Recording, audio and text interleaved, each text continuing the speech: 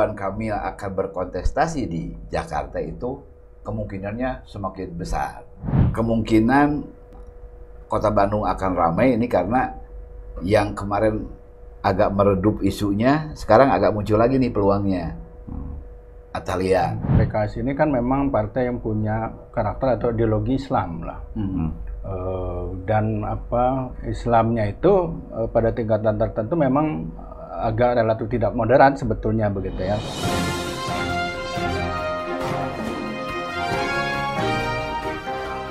Jumpa lagi di Ruang Publik bersama DDM. Saya kedatangan tamu penting, Nofirman, pimpinan umum harian Gala Bandung. Pakai Bandung ya sekarang? Koran Gala. Oh, Koran Gala. Ada pengamat politik dari Unpad, Firman Manan. Nah, sengaja khusus diundang Nofirman ini untuk melaporkan kepada kita dinamika politik lokal, pilkada khususnya di Kota Bandung dan untuk Gubernur Jawa Barat. Sawah eta ayeuna calon-calon bursa calon. Ini Kang Ded, kan mana dulu, Jawa Barat dulu atau Kota Bandung dulu? Ke Jawa Barat dulu deh. Jawa Barat dulu, oke. Ya, karena ada info yang update ya per hari ini, itu mantan Gubernur Jawa Barat Ridwan Kamil yang untuk bursa Pilgub Jabar juga tertinggi ya, Pak Firman ya. Hasil pollingnya tertinggi ya, pastilah ya itu. Per hari ini ya mendapat rekomendasi dari Gerindra. Resmi itu? Ya, untuk maju di DKI. Nah, artinya Ridwan Kamil itu sudah punya 2 tiket bagus nih ya dari Golkar itu untuk Jabar dan DKI. Tiketnya itu udah dipegang, udah lama itu. Kemudian juga per hari ini dapat tiket dari Gerindra. Nah, kita lihat Gerindra sekarang ini bukan Gerindra 2 bulan 3 bulan lalu nih ya. Gerindra sekarang itu adalah Gerindra yang G-nya, A-nya gede besar semua. Punya republik lah. Punya republik sekarang artinya ini bukan tugas yang main-main. Artinya Ridwan Kamil akan berkontestasi di Jakarta itu kemungkinannya semakin besar gitu. Dan Ridwan Kamil akan berkontestasi di Jawa Barat mengecil ya kalau lihat dari posisi Gerindra sekarang. Nah, itu yang terupdate nih, Kang. Oke, dari perspektif orang Sunda kira-kira gitu. Tentu mobilitas vertikal ya, RK itu dari pemimpin lokal katakanlah gitu Jawa Barat kemudian menjadi pimpinan nasional sekarang. Kansnya besar kan. Dengan keputusan Gerindra mendorong Ridwan Kamil calon gubernur di DKI. Artinya kan ini kan sukacita orang Sunda kira-kira ya, karena ada anak Sunda yang sudah makalangan di nasional. Kan ini kemajuan kan ya. Iya, betul. Setuju nggak? Setuju. Betul. Nah, Pak Firman gimana? Ya, karena kalau kita melihat daerah khusus Jakarta ya sekarang namanya, itu kan memang agak berbeda karakteristiknya gitu ya dengan provinsi-provinsi lain. Dan tetap menjadi epicentrum nasional. Betul, kan? walaupun sudah tidak menjadi ibu kota, saya pikir ya tetap saja. Misalnya tentu karena belum pasti IKN-nya itu. Dan politisi itu kan ya memang kalau kita tadi bicara mobilitas vertikal itu kan membutuhkan expose. Ya, exposure-nya menurut saya tinggi di Jakarta. Kedua ya pengalaman kita melihat bahwa Presiden Jokowi hari ini ya pernah menjabat menjadi gubernur. Pilpres kemarin gubernur Jakarta Mas Anies maju. Jadi memang ya bisa dikatakan sebetulnya walau levelnya sama-sama gubernur tadinya di Jawa Barat ke DKI, tapi ya kalau secara karir politik ya ada peningkatan kalau memang betul tadi yang disampaikan Kano itu nanti kita lihat menjadi realita ya bahwa ternyata Kang Emil itu maju di Pilgub DKI. Kalau jadi itu nanti kan itu tangga berikutnya kan calon presiden. Kayak Anies kan gubernur, Pak Jokowi kan gitu kan gubernur DKI dulu gitu ya. Baru kemudian calon presiden. Jadi keren. Kalau saya akhirnya melihat kalau bukan ketum, maka memang harus jadi gubernur DKI. Iya, jadi calon presiden. Iya. Betul. Kalau tidak ketum ya. Kalau ketum kan ada Pak SBY, Bu Mega, Pak Prabowo sebagai ketum. Kalau Pak Jokowi, Mas Anies bukan ketum ya harus ke DKI dulu. Jadi tiket untuk jadi kontestasi nasional itu kalau nggak ketum ya gubernur DKI. Gubernur DKI. Betul. Nah gini Kang ya, kenapa kita menyambut positif ya informasi ini ya, karena kita lihat lah ya dari sosok nih ya, dari sosok Ridwan Kamil. Dia kan berkali-kali sempat saya ngobrol gitu, saya menangkap passion dia itu memang urban. Dan disiplinnya memang urban. Urban, kan? ya. Dan urban di Indonesia ya Jakarta. Jakarta. Ya, dengan diberikan kesempatan ya mudah-mudahan dia bisa menyalurkan potensinya lebih optimal gitu kan di DKI. Selain tentu saja mungkin dari segi peluang politik semakin terbuka di Jakarta karena itu tadi. Nah, ono sinu tak aya di Jakarta. Publisitas, semuanya mata menyorot ke Jakarta. Nah, itu tadi kalau misalnya step untuk melangkah ke jenjang yang lebih tinggi ke kepemimpinan nasional ya tinggal selangkah lagi lah kalau dari Jakarta mah. Oke, kita tinggalkan Jakarta. Kita masuk ke Jawa Barat. Gitu. Nah, siapa calon-calon di luar tadi RK yang ke Jakarta itu yang cukup mendapatkan pengenalan gitu, elektabilitas, popularitas. Kan ada survei terakhir kalau nggak salah, muncul nama siapa? Deddy Mulyadi, siapa lagi tuh? Jadi kan saya selalu juga memakai hasil survei dari IPRC-nya Pak Firman ya. Pak Firman. Nah, itu bagus lah ya, komprehensif. Kita selalu memakai data itu untuk kemudian kita kembangkan. Jadi ada beberapa nama, tapi yang terkuat itu memang sampai saat ini ya Pak Firman, masih Ridwan Kamil, Deddy Mulyadi diikuti oleh yang lain, dan itu gapnya jauh ya antara Ridwan Kamil, Deddy Mulyadi, ke bawahnya itu memang presentase gapnya itu jauh.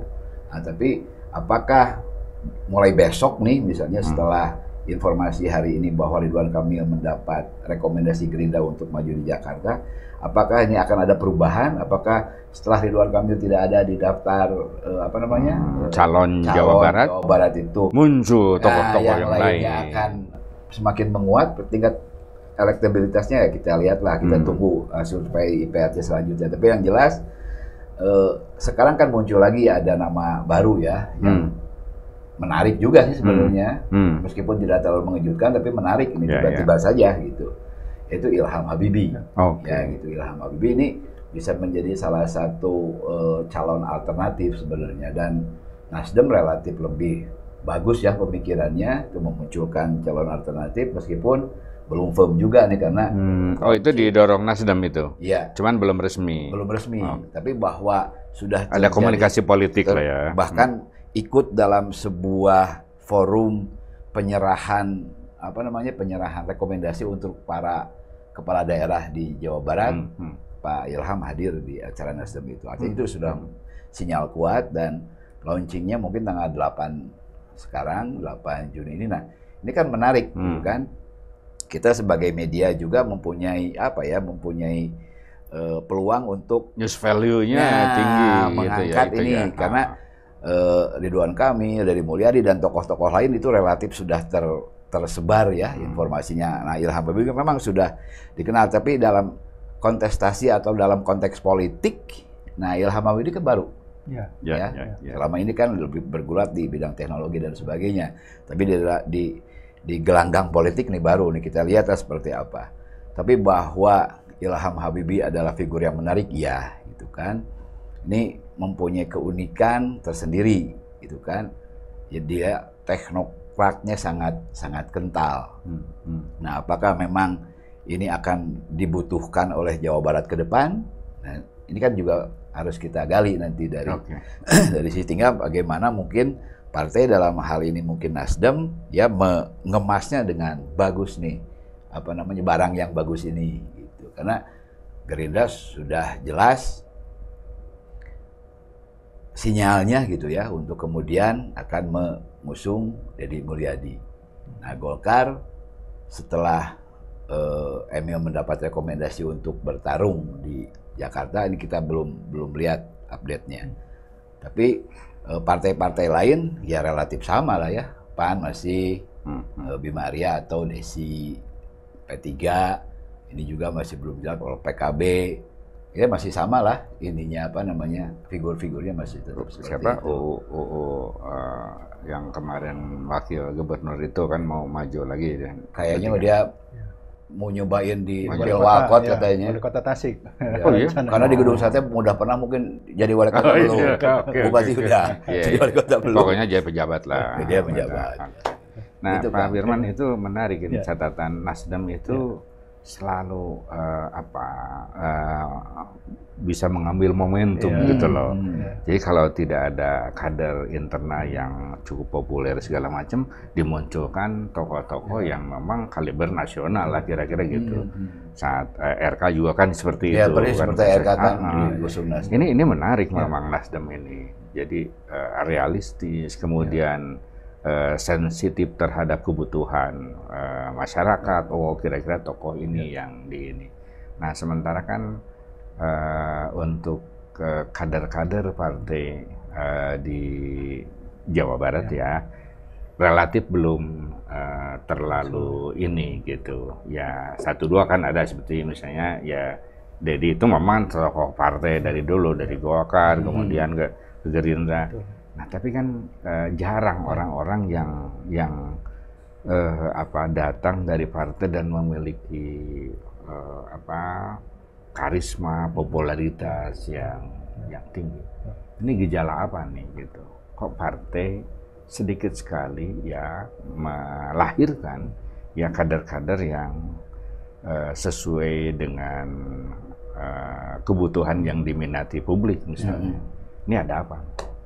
Ya, kalau bicara strategi memenangkan pemilihan, itu salah satu strategi yang potensial untuk mendapatkan kemenangan ya, artinya mencari figur yang memang punya popularitas, akseptabilitas, elektabilitas tinggi di mata publik.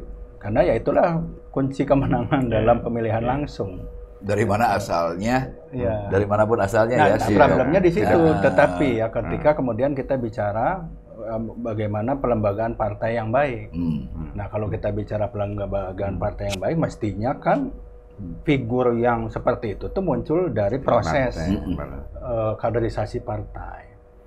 Ya, artinya yang pertama menurut saya memang semua partai ya relatif sebetulnya masih punya PR untuk kemudian membangun rekrutmen kaderisasi yang baik. Bahkan tokoh-tokoh partai sekalipun ya, kalau kita bicara sekarang Kang Deddy Mulyadi itu kan juga ya lebih karena personalnya, bukan karena proses rekrutmen kaderisasi partai. Apalagi seperti Kang Emil karena sudah populer baru masuk partai. Ya. Nah, tetapi kalau yang betul-betul muncul dari bawah ini kan sebetulnya agak jarang kita melihat begitu ya. Presiden Jokowi sekalipun misalnya, bukan proses rekrutmen kaderisasi dari bawah dilakukan PDIP.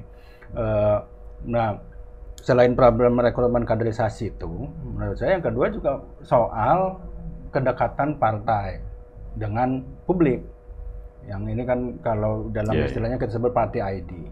Kalau party ID-nya tinggi, sebetulnya mau siapapun yang diusung oleh partai itu. Misalnya Nasdem, kalau party ID Nasdem itu tinggi di Jawa Barat, mau siapapun yang diusung, itu pemilih Nasdem akan juga mendukung. Nah, problem kita adalah partai ID rendah. Seperti di Jawa Barat, temuan kami ya antara 8-12%, sangat rendah tingkat keterikatan warga terhadap partai. Nah, sehingga itu tadi orang tidak melihat kandidat itu dari latar belakang partainya. Tapi personalnya. Ya, atau pengusungnya. Tapi ya personalnya. Jadi ya menurut saya ini juga menjadi catatan penting sebetulnya ya. Satu sisi memang kalau kita bicara rasional, realistis ya partai politik tentu akan memilih figur-figur yang dikenal oleh publik, disukai publik sehingga tingkat elektabilitasnya tinggi dari manapun asalnya gitu ya. Tetapi kalau kita bicara membangun sistem kepartaian yang baik ya semestinya pelan-pelan diperbaiki sehingga nanti ya kita memang tetap akan membutuhkan figur yang dikenal publik, yang disukai publik, tingkat elektabilitas tinggi, tapi itu berasal dari proses rekrutmen dan kaderisasi. Saya membayangkan misalnya nanti teman-teman yang dari DPRD kabupaten kota itulah yang kemudian nanti muncul menjadi calon-calon wali kota gitu ya. Yang dari DPRD provinsi partai masing-masing ya itu yang menjadi calon potensial untuk menjadi calon gubernur. Bayangin idealnya seperti itu dibanding tiba-tiba begitu mau masuk masa kampanye lalu orang lain muncul, karena menurut saya itu juga secara psikologis kurang baik juga ya secara internal bagi kader-kader yang sudah membangun karir dari bawah misalnya, kemudian tiba-tiba prosesnya seperti itu. Ya kelihatannya mungkin akan ada mix ya antara kader partai dengan tokoh. Ya memang kita bukan urban seperti metropolitan Jakarta, tetapi ya katakanlah Jawa Barat itu semi urban gitu yang memang karena dekat dengan Jakarta. Kelihatannya figur-figur ini harus benar-benar diperhitungkan. Betul. Jadi kalau realistis mah, misalnya beberapa partai lagi atau ada partai yang menampilkan lagi sekaliber atau selevel Ilham Habibie misalnya. Katakanlah 3 ini kan menarik gitu. Dinamikanya sangat menarik gitu. Dan tentu karena menciptakan kader yang populer, kemudian kredibel, dan aspek mungkin juga finansialnya tinggi, itu memang tidak mudah gitu ya. Memang kita mix lah katakanlah misalnya antara tadi kader dari bawah dengan tadi figur. Mungkin nanti akan seperti itulah kira-kira prediksi kita, dan kita tunggu siapa tokoh yang tiba-tiba muncul lagi nih. Tapi dengan Ilham ini orang kemudian wah ini menarik nih kan gitu. Pilgub ini di Jawa Barat tuh menarik gitu. Ada ya kelas-kelas ya sekelas Deddy Mulyadi, ada Ilham, nanti muncul lagi yang lain tuh benar-benar jadi wacana publik dan diperhitungkan ya. Dan itu tentu saja akan jadi masa depan Jawa Barat ke depan. Sekarang Kota Bandung nih. Nah, oke. Jadi Kota Bandung sareng Jawa Barat, sareng Pilgub sih sama ya. Ramainya sama. Ramainya sama. Karena apa ya, pemainnya masih itu saja gitu. Nah, nanti mungkin Pak Firman bisa menjelaskan poros apa nanti yang akan muncul gitu ya untuk Kota Bandung. Tapi yang jelas, balik lagi nih Kang Ded, kemungkinan Kota Bandung akan ramai ini karena yang kemarin agak meredup isunya, sekarang agak muncul lagi nih peluangnya. Atalia, gitu kan. Di Pileg kemarin dia bagus lah ya, bagus sekali. Artinya itu modal bagi dia. Gitu. Kemudian juga secara teknis dari partainya pun sudah mendapat rekomendasi ya untuk maju di Pilwalkot Bandung. Cuman agak meredup muncul karena masih ada apa ya hambatan atau beban psikologis politik lah ya dari Atalia. Masa sih Ridwan Kamilnya maju di Jawa Barat, Atalianya maju Kota Bandung. Nah sekarang sudah ke Jakarta, sudah ke Jakarta, artinya peluang terbuka lagi Atalia untuk di Kota Bandung. Satu Atalia. Kedua dari Nasdem pun Farhan sudah firm dia mengantongi tiket dari Nasdem untuk bertarung di Kota Bandung, meskipun sebelumnya ini agak galau juga setelah hasil pilegnya nggak meloloskan dia ke Senayan. Nah kemudian juga dari PKS juga muncul nama menarik Umi Oded gitu kan. Kemudian di PKS juga muncul Asep Mulyadi. Kemudian dari Golkar, dari PKB, dari yang lain juga udah memunculkan nama-nama. Bahkan PSI pun semangat untuk mencoba mengusung calonnya gitu untuk Pilwalkot di Bandung ini. Ini menarik lah ya. Ada tokoh populisnya, ada tokoh Atalia kita masukkan tokoh populis lah ya, karena tokoh politiknya kita belum tahu lah ya seperti apa. Tokoh populis, kemudian ada Farhan di situ, kemudian juga ada yang muncul dari kekuatan yang ya secara mesin politiknya kuat dari PKS dan sebagainya, dari Golkar juga masih ada nama Edwin gitu kan, dari PKB ada nama Erwin, banyak sekali lah. Oke. Diramein lah ya gitu. Pak Firman, kalau bicara Bandung secara politik kan itu PKS kan, kira-kira gitu. Iya. Nah, ini sebetulnya yang didukung PKS, siapa sih yang didukung PKS kira-kira punya kans besar. Betul. Nah, cuma kalau tadi yang dimunculkan itu istri almarhum ya. Iya. Nah itu ya tentu ini kan soal rada sensitif kalau calon perempuan satu. Yang kedua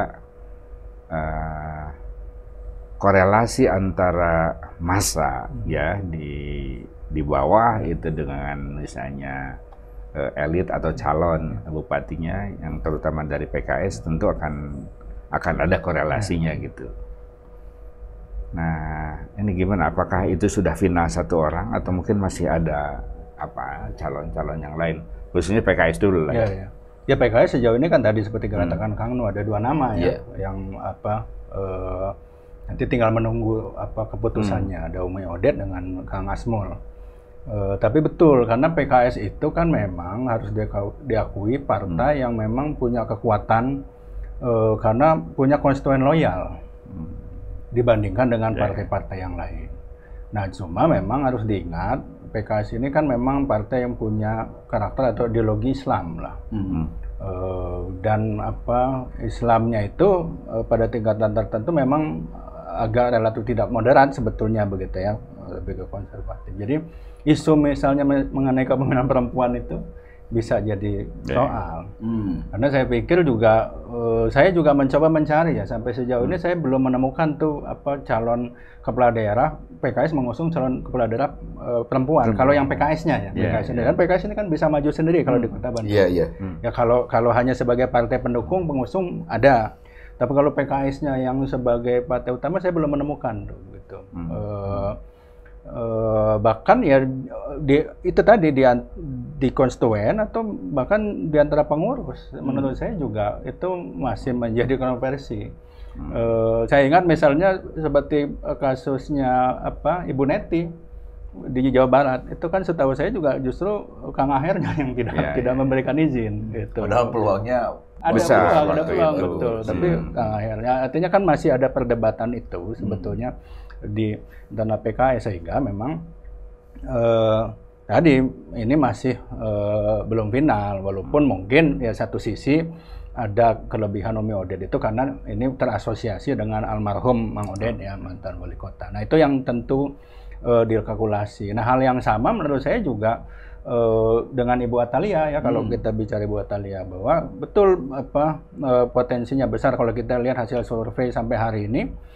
Ya memang Bu Atalia menempati posisi pertama. Ya, dari kedua Kang Farhan ya masih seperti itu, betul ya hasil-hasil surveinya mengkonfirmasi. Tapi tadi ada isu soal satu kepemimpinan perempuan, ya. Kedua bahkan isu dinasti politik, yang itu juga berdasarkan hasil survei kami, walaupun tidak mayoritas. Tapi memang ada warga Kota Bandung itu yang negatif terhadap itu sentimennya negatif terhadap kepemimpinan perempuan, terhadap isu dinasti. Nah, sehingga kalau demikian kan ini membuka sebetulnya peluang bagi kandidat-kandidat lain untuk kemudian maju. Dan saya pikir sekarang tambah banyak ya namanya ya, bahkan di Gerindra itu banyak sekali yang daftar. Oh gitu? Ya, lewat Gerindra itu baik internal maupun eksternal ya, ada Kang Buki, ada Kang Sodik, ya, ada Meli Guslow, kalau eksternalnya itu ada Pak Sony ya, Sony Salimi, ada bahkan Reza, kalau nggak salah Reza Arfa yang ketua Pemuda Muhammadiyah Jabar itu. Jadi ya tadi mungkin yang dikatakan Kang Nu saya sepakat, hari ini Gerindra itu jadi jadi pusat ya, jadi orang tertarik, bukan Gerindra yang dulu tertarik ya, partai-partai lain juga sudah bermunculan nama ya. Jadi memang yang kita harapkan memang Kota Bandung ini pertarungannya akan menarik ya. Tadi banyak nama, lalu kemudian komposisi koalisinya juga yang perlu kita lihat, karena satu sisi ini muncul nama-nama populer tadi seperti katakan Kang Nuh, tapi jangan lupa ada mesin partai yang kuat nih PKS kalau dia bekerja sekarang secara efektif. Figurnya tidak terlalu populer, dia bisa tetap dia menentukan juga betul ya. Oke, jadi sebenarnya tinggal tadi kita menunggu penetapan PKS yang katakanlah ini tidak bisa dengan diabaikan begitu saja gitu. Betul. Karena memang lihat dari masa gitu ya, konstituen PKS di Bandung ini memang besar. Tinggal nanti pilihannya mana yang paling tepat. Jangan sampai salah menentukan. Jangan sampai salah menentukan pilihan. Tapi kalau gini nih, Kang Dea, sekaligus saya nanya ke Pak Firman juga. Misalnya ya, Atalia maju, Umi Oden maju. Nah, artinya kan yang menjadi persoalan ini nyaris tidak ada yang mempersoalkan kemudian. Karena gini, kalau Atalia maju, Umi Oden tidak maju, isu gender ini pasti akan dimainkan. Ya. Nah, kalau misalnya Umi Oden maju, gitu kan, Atalia maju, terus yang mau memainkan isu gender siapa? Ya kan? Ya, pertanyaannya adalah seberapa jauh isu gender itu menjadi jadi kekuatan. Penting ya, jadi betul, atau sesignifikan apa sekarang isu gender? Ya tergantung, makanya tergantung figur. Sama kalau saya sedikit balik ke Jawa Barat ya, semua orang sekarang menunggu, walaupun tadi sudah dikatakan Kang Nuh, tapi orang kan masih pengen konfirmasi betul Kang Emil maju atau tidak. Dan ini variabel penting. Maju tidaknya Ridwan Kamil itu akan menentukan peta pertarungan di Jawa Barat. Sama Kota Bandung ini, Atalia ini menurut saya menjadi variabel untuk menentukan nanti komposisi pasangan calonnya seperti apa, koalisinya seperti apa, termasuk isu tadi. Kalau kemudian Atalia maju, lalu kemudian orang berhitung, ini kira-kira isu soal gender kepemimpinan perempuan itu bisa salient atau tidak. Kalau kemudian dia bisa menjadi isu penting, maka ada kemungkinan yang nanti dimunculkan sebagai kandidat-kandidat berhadapan dengan Atalia itu bukan Umi Oden misalnya. Kalau menurut saya. Tapi kalau kemudian setelah dikalkulasi, tidak, soal isu gender itu tidak akan jadi problem, ya bisa jadi Umi Oden yang didorong. Itu yang menurut saya masih betul-betul dihitung begitu ya. Karena ini kan persoalannya memang pertarungan figur pada akhirnya. Pilkada itu ya, pengalaman kita ya bertahun-tahun pemilihan pilkada itu ya, siapa figur yang bertarung itu yang akan betul-betul menjadi pertimbangan oleh pemilih gitu ya, dibandingkan dari partai mana, koalisinya seperti apa. Minum dulu Pak. Nah, Pak Firman nih, punten kalian abdi naros kali nih. Ketika faktor figur itu menjadi variabel yang menentukan, bagaimana dengan faktor program kerja? Ya, nah ini yang sebetulnya, karena sampai saat ini terus terang ya, kita baik sebagai masyarakat maupun sebagai pers nih belum melihat dari figur-figur yang meskipun jauh dari pencalonan itu menyampaikan programnya, menawarkan programnya gitu. Karena kalau sudah masuk kampanye itu hilang tuh program. Iya, dan menurut teori komunikasi politik gitu, memang variabel tentang program itu mungkin cuma 5-10%. Kan gitu. Nah, saya pengen klarifikasi lagi nih yang lain. Apakah mantan atau kan katakanlah kemarin itu misalnya wali kota yang katakanlah bermasalah sampai ini, tapi itu kan kader tertentu gitunya. Nah, apakah misalnya tadi partainya itu terbebani nggak dengan ini, dengan masa kemarin? Kang Yana dari Gerindra, gitu. Apakah Gerindranya gitu terbebani oleh kasus Kang Yana? Kalau misalnya berdasarkan data survei kami, temuan survei itu sebetulnya tidak terlalu terasosiasi. Tidak ada hubungan. Jadi kembali tadi karena orang tidak melihat makanya tergantung figurnya sejauh mana terasosiasi dengan partai. Pada saat kami melakukan, bahkan misalnya ya ketika kami survei Kang Yana itu masih menjadi wali kota, Kang Yana itu tidak terlalu terasosiasi dengan Gerindra sebetulnya sejak awal itu. Jadi kan lebih dekat ke KPPI-nya. Ya, itu maksudnya begitu. Lain misalnya ya siapa ya kalau kita bayangkan ya kalau tokoh nasional orang bicara Pak Prabowo akan terasosiasi betul dengan Gerindra. Bandung ya. Kalau di Bandung almarhum Mang Odet juga sangat terasosiasi dengan PKS. Ya. Nah, jadi ya itu, jadi tergantung. Nah, tapi kalau untuk case misalnya seperti Kang Yana itu karena memang asosiasinya tidak dekat dengan Gerindra, jadi saya pikir tidak jadi masalah. Karena dan itu juga secara umum sih saya pikir ya. Maksudnya begini kan orang juga sering bertanya kenapa kan kader-kader partai itu banyak sekali terlibat kasus korupsi baik di tingkat nasional baik di tingkat lokal. Tapi ketika pilkada ya tetap aja dipilih, partainya tetap dipilih. Waktu legislatif, waktu pilkada orang-orang yang diusung partai itu tetap dipilih tadi karena orang tidak mengasosiasikan gitu ya. Begitu pileg orang lihatnya tetap kandidatnya, siapa yang jadi calegnya. Atau jangan-jangan korupsi itu bukan masalah bagi kita ya. Lebih parah lagi. Jadi kalau kita simpulkan dari sudut publik ini menarik calon untuk Pilgub Jawa Barat. Ada nama Deddy Mulyadi, ada nama Ilham Habibie ya gitu. Mungkin nanti muncul nama yang kalau lain. Kalau dari kekuatan partai yang memang captive itu ya ada Kang Haru katanya. Oh ya. Ya, udah semakin wani lah untuk maju gitu. Oke. Nah, di Kota Bandung nama menarik adalah Farhan dan Atalia dan ini saya kira orang akan terus mantau. Mungkin nanti yang muncul lagi tokoh-tokoh yang lain. Begitulah obrolan kita tentang Pilgub dan Pilwakot Bandung dan Pilgub Jawa Barat ya. Sampai jumpa.